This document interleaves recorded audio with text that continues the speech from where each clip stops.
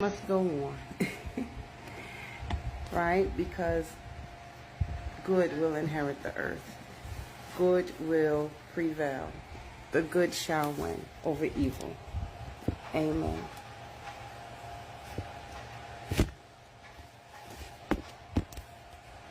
Alright. So, this is the Haile Selassie version of the Holy Bible. Yes, I'm using it very well, as you see. Okay. Rastafari Holy Bible, King Selassie version, KSV, containing the original and New Testament, plus the books of Enoch, Jubilees, and the Kibber-Nagast excerpt. We in Ethiopia have one of the oldest versions of the Bible, but however old the version may be, in whatever language it might be written, the word remains one and the same. It transcends all boundaries of empires and all conceptions of race. It is eternal. His Imperial Majesty, Haile Selassie. Alright, so Genesis chapter 3.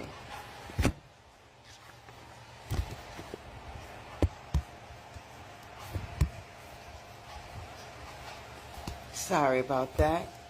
Okay.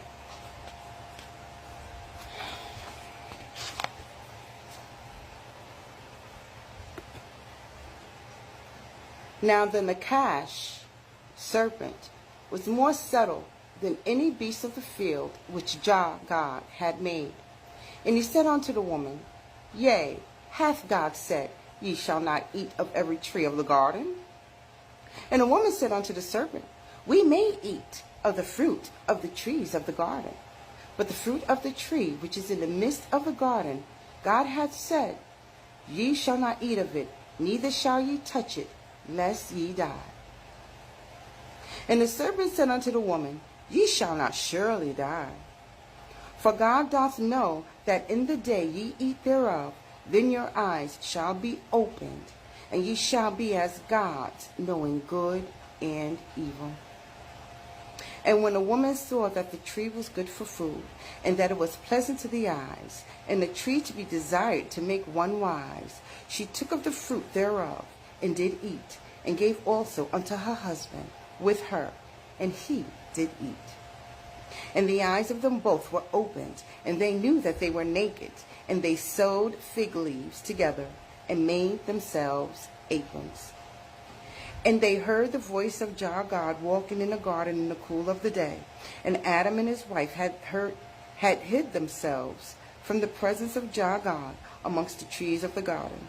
And Jah God called unto Adam, and said unto him, Where art thou?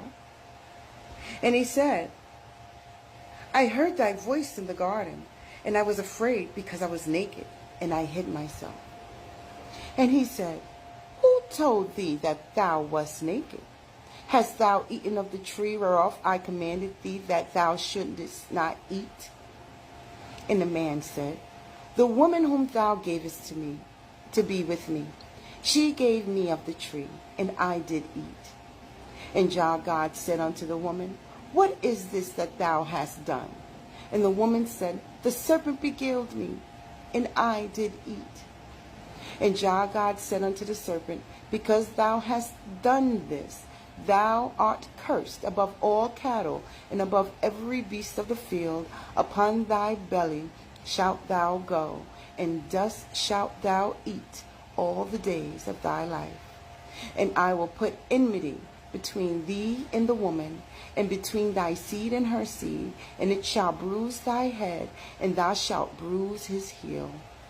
Unto the woman he said, I will greatly multiply thy sorrow and thy conception. In sorrow thou shalt bring forth children, and thy desire shall be to thy husband, and he shall rule over thee. And unto Adam he said, Because thou hast hearkened unto the voice of thy wife, and hast eaten of the tree of which I commanded thee, saying, Thou shalt not eat of it. Cursed is the ground for thy sake, and sorrow shalt thou eat of it all the days of thy life. Thorns also and thistles shall it bring forth to thee, and thou shalt eat the herb of the field. In the sweat of thy face thou shalt eat bread, till thou return unto the ground, for out of it wast thou taken, for dust thou art, and unto dust thou shalt thou return. And Adam called his wife named Eve, because she was the mother of all living. Unto Adam also and to his wife did Jah God make coats of skins and clothe them. And Jah God said, Behold, the man is become as one of us, to know good and evil. And now lest he put forth his hand, and take also of the tree of life, and eat, and live forever. Therefore Jah God sent him forth from the Garden of Eden, to till the ground from whence he was taken. So he drove out the man, and he placed at the east of the Garden of Eden cherubims and a flaming sword, which turned every way to keep the way of the tree of life. And that is the end of the reading of chapter 3 of the book of Genesis. I find it amazing how the serpent